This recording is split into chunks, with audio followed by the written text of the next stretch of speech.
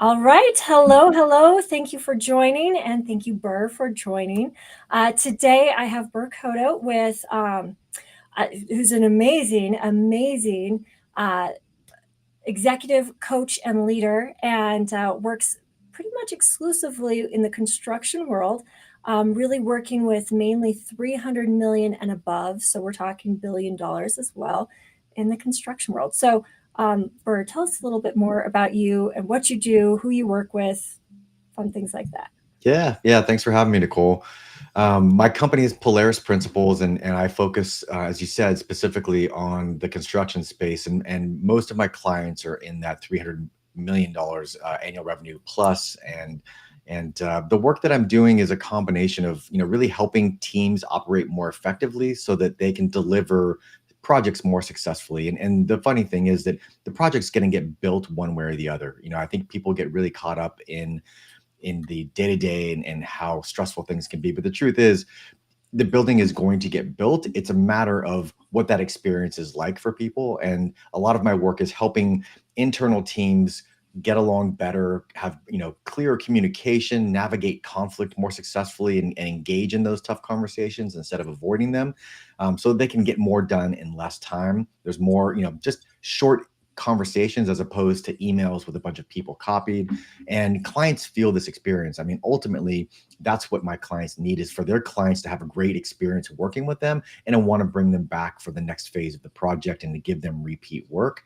And I do a lot of one-on-one coaching with construction executives and superintendents as well, and helping them individually sharpen their skills on the interpersonal dynamics, communication, conflict, emotional intelligence, all those types of subjects. So you really tap down on the dysfunction that happens inside of the organization. So Yeah, absolutely. And again, clients can feel when there's dysfunction, and when yeah. an internal construction team, when the superintendent and project manager aren't aligned.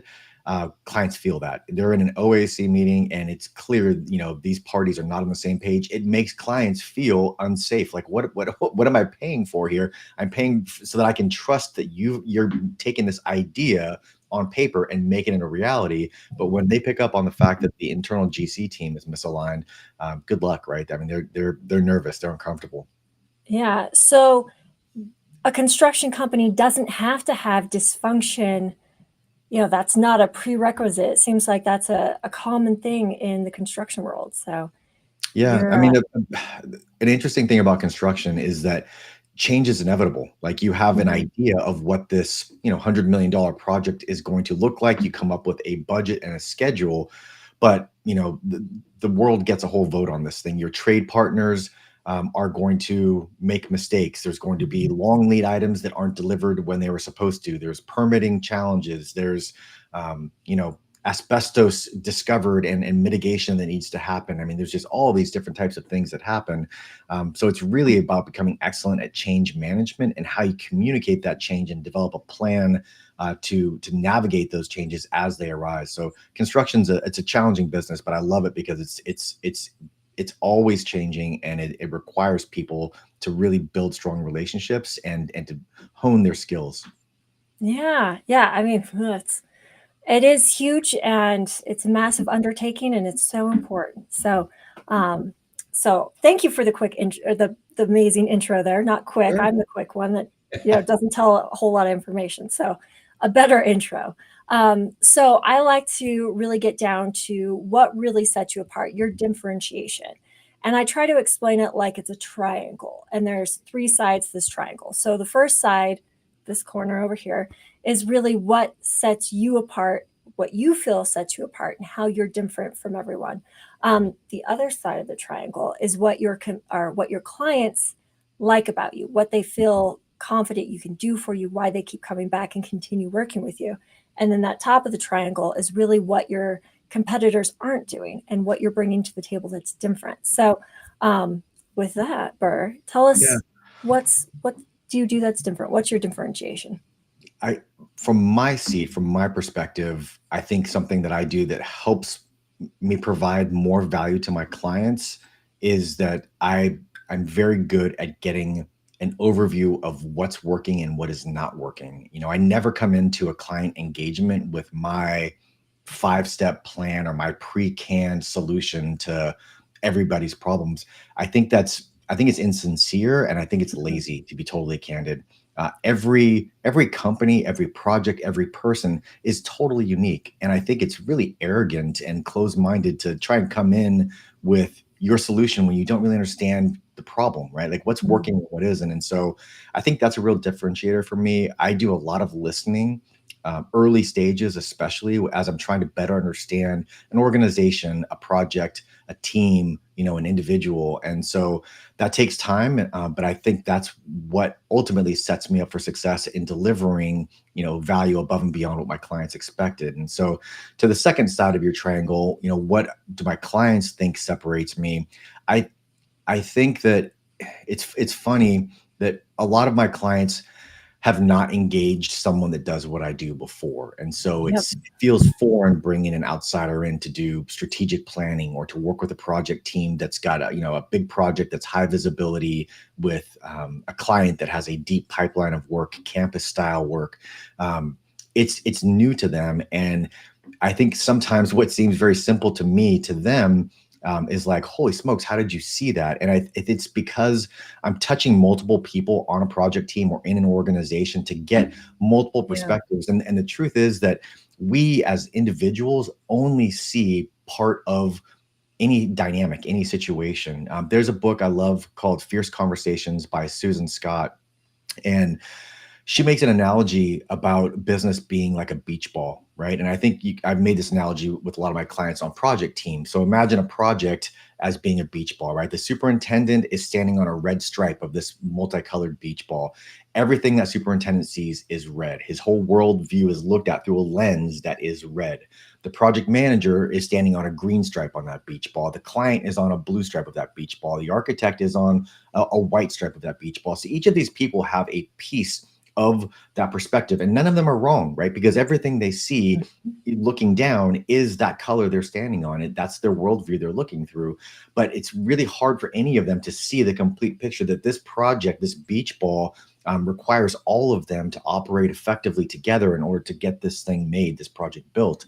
And so really, some of what I do is holding up a mirror, and showing people this is what I'm seeing. And it's a lot of times real revelatory and eye-opening. There's a lot of ahas and light bulbs that go off for people throughout the course of that work. And being an excellent just observer and kind of sharing my perspective and asking good questions really opens a lot of doors and a lot of eyes for people. So to your point on the third side of thing, I think I touched on a little bit what my Yeah. competition isn't doing. I mean, I don't want to sound arrogant. I don't bump into competition a lot. Like I know that, when clients approach me, there's usually you're putting the services out to bid. But I don't see that. I don't get a lot of feedback on what others are doing. But I know that a lot of the reason why my close rate is stupid high. Like, it's probably 70%. I don't um, quote and pursue a lot of work because I only want to work with a very specific type of general contractor or subcontractor. And those are the types of contractors that have core values that actually mean something. And that, every company has some version of, we value our people. Our people are our greatest asset. Uh, Everyone. Yep. right? Every company does, but it's really a token, kind of slang that's just thrown around. It's not, it's a tagline. It's a marketing piece. It doesn't have a lot of real meaning in the organization. Those are not my kinds of clients. And so um, I think that helps me stand up for my competition is that my clients can get from me very early on in the process, from meeting number one, that I'm going to seek to understand their organization and to customize my approach to meet their needs. And I'm never selling anything. Like I'm sharing what they are telling me, and again, holding that mirror up to say, this is what you've told me. You've got disengaged employees. You've got more turnover than you want. You've got clients that are marginally happy. You're not making fee and ratio on your projects as consistently as you like. The construction market is constricting, and there's more players converging on the few areas that still have nice deep pipelines and revenue streams to keep the work going. So the competition to win work and to compress your price and margins and schedule down is higher than ever. Let's talk about some solutions. Here's a plan. Here's a solution. Here's some ideas. How do you want to approach this? How do you want to tackle this? And really, it's about challenging them too to do something different. Because if you're talking to a leadership consultant and coach like me, the work that I do and anybody that does what I do for a living, it should be transformative. People should be able to go, wow, we spent this amount of money and this amount of time on this person coming in and getting to know our business and our project, and we saw these tangible results. And so I think my competitors, I think a lot of them come in with kind of a pre-baked solution that is a one size fits all, which I don't think serves anybody very well. No. And that's part of the reason why you are so good in what you do and the level that you do it. Not many, I mean, when you get to the 8, 9, and 10 figures, you can't do a one size fits all solution. And I mean, it just isn't going to work. So, and that's why you don't have many competitors in your areas, because so many of them do that. So, and I love that you seek to understand. I mean, you can't, if you were a doctor, you wouldn't walk in and just say, here's your prescription. And people go, Right. what's this even for? So, prescription without diagnosis is malpractice. yeah, exactly. But yet we do it in business. So how does that make sense? I mean, if you look on social media, there's so much of that happens where it's, I've developed this course, I've got this plan, just pay me $99 a month and we're going to solve all your problems. And I think it's led to a lot of this, kind of one size fits all type of approach to business and into what I do. Yeah. Well, let's face it, it makes it easier for the consultants. And, if it's easier for the person that is selling it, then it's not a good solution for anyone. Yeah. So, Believe me, there are times when I wish it was easier. There are times where I wish I was copying and pasting more of my work. And that's just not this. It's not the case. And I pride myself on that, but believe me, it's a lot more work to have to continue to innovate and create to meet the needs of my clients. But I love it. It's my passion, and I absolutely love it. you'd be bored if it was a one size fit all solution. Yeah, I worked in an environment one time where it was much more. It was a course being taught, and every again, I teach leadership workshops as well. In this previous world, literally every hour of 60 hours worth of leadership course content was mapped out exactly. I mean, you knew exactly where you were, and it delivered great results. So really much more of a classroom style environment. And I'm not saying that doesn't work, because that program is great. And I think that program has changed a lot of lives. I thrive more in that fluid environment where we need to adapt and adjust to meet the current needs of this project. And so I think there's probably a place for both, but I really do enjoy the fluidity and having to really adjust and adapt. Yeah. And really dive into the problems. Yep. Yeah. Love it. So Burr, tell us, I know you have some interesting new solutions. Tell us about those. Yeah, I mean, a couple of years ago, pre-COVID, everything I did was in person, a little bit of virtual coaching. That has transitioned and segued into probably 90% of my coaching is now done virtually, my one-on-one work. And I am now launching an online community and a mastermind for contractors. I want to also serve the construction industry and help those mid-sized contractors that, most of these firms start off as a couple of people and a few trucks, and and they blink, and they've got 25 or 50 employees, and they've got all kinds of problems and challenges and opportunities they never really realized, and now they're doing $30 million a year, $50 million a year. All of a sudden they recognize the importance of culture, and it's like culture happens. It's going to happen one way or the other. It happens organically, and you can either design that or just let it happen and hope for the best. And I really, my new Polaris Mastermind is really targeting those mid-sized contractors in the probably 25 to $100 million range to help them be more intentional about creating their culture, about creating values, about and Mhm. what that's going to do, like creating values and culture and a vision for your organization. That's going to be able to inspire and direct your people, right? As you're trying to attract and retain employees, you need to have that clarity, and it's also going to help attract bigger, better clients that are giving you more of that repeat work. And so I think that's going to be a really fun adventure. I'm looking forward to diving in. Yeah, and I mean, gosh, who wouldn't love to have a little help in any of those areas?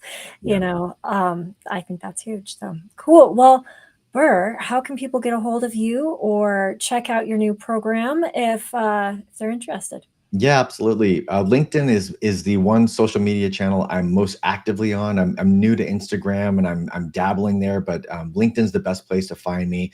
My name's Burr Cota, Burrs. You've got it spelled there, so it's pretty easy to find. There's not a lot of Burrs out there. And then No. my website is Polaris Principles, which is Polaris like the North Star, a guide for sailors over millennia, and then principles as in I have principles. So PolarisPrinciples.com. Those are great ways to reach me. And please do, for anyone watching who's interested, I also set up, quick and easy 15-minute strategy sessions. So if you're in the business and looking for some guidance and direction, I'd be happy to set up a free call to just give you an overview of what I'm seeing and see if there's anything that can help you start taking some steps towards making your vision a reality. Love it. Awesome. Well, thank you, Burr, and thank you everyone for tuning in or watching this later. So have a wonderful rest of your day.